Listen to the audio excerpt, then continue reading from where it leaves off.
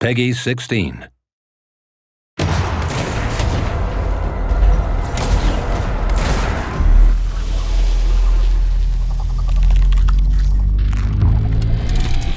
To me, what makes combat fun is to have a number of dynamic elements that come together in a cohesive way, allowing mastery and improvisation.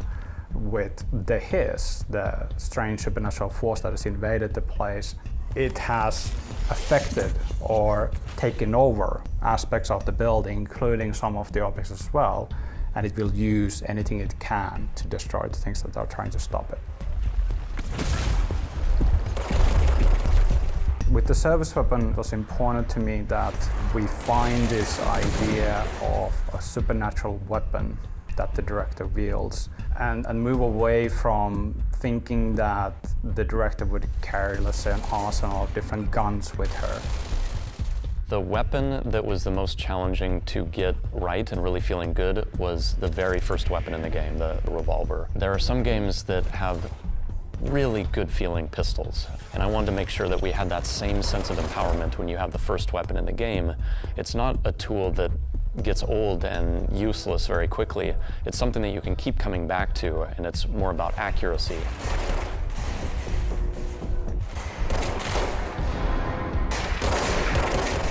What we're really hoping is that the different forms provide options to the player that they really enjoy, and they look to kind of create their own builds with the particular weapon forms that they're taking in. So basically have options for whatever the game throws at them. I love being able to kind of sneak into a room and look at the way the enemies are setting themselves up, and then kind of analyze the situation, and then pick my gear, and then kind of surgically start removing enemies at the beginning of the encounter, and then, you know, go straight into my abilities and my heavier weapons and things like that. So it's kind of cool to be able to see how the setup is working and then choose your stuff. What I love to do is use slam from levitation to get close. Then I like to couple that with the pierce, which is the weapon form which is like medium range, and it can actually go through the different objects and obstacles. So if there's an enemy hiding behind a barrier, I can just blast through that barrier and take out the enemy at the same time. With the boss fights, we wanted to be a stronger connection between the actual kind of combat experience you have through the game normally, and then use the conceptual ideas that you learned through the normal game that you then utilize in boss fights as well. One of the most powerful enemies in the game, I would say, is what we call the Tempest. The Tempest is a larger enemy that can bring up a very strong shield of debris, and then you have to time your attacks against, has it dropped its shield, or is it getting ready to throw things and made itself vulnerable? As Jesse, you have a number of different interesting, complicated abilities. We wanted it to feel really grounded in reality, that this is something that you could walk into a room and really see this happening and you would believe it. You have to make strategic decisions on the fly as you're playing the game, and you see what is happening, and then you decide, okay, this guy has a shield, but wait, there's also another enemy up there, so I have to bring up my shield and then maybe protect myself. We wanted to find a balance with the shield where it gives you a feeling of protection, but at the same time we didn't want to lose the dynamic aspect of the game.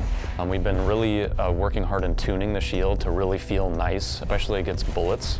And just that combination is so much fun to just get different, ways of approaching enemies. Another one is using, like when I'm levitating, I can evade and then pick up launch objects and then throw them back at the enemies, and that fluidity of using our different abilities feels really nice. For example, here I have an enemy who has a shield, so if I shoot it with my weapon, it will take less damage, but if you use your abilities, he's much more vulnerable to it, so it will destroy his shield right away. There are ways to acquire these powers, as Jessie does, by binding these objects to herself. So she's basically tapping into these objects that have been affected by supernatural forces, and through that she's able to unlock these powers within herself. Right now, my favorite ability is probably Seize, because you can gain control of an enemy and then have them fight on your side. And so when you can actually seize a larger enemy that can also pick up objects and throw them, suddenly you've got a tank on your side and they're just wrecking everything in their path. It's almost like you can watch a fight between two big champions and you want to see who's going to win.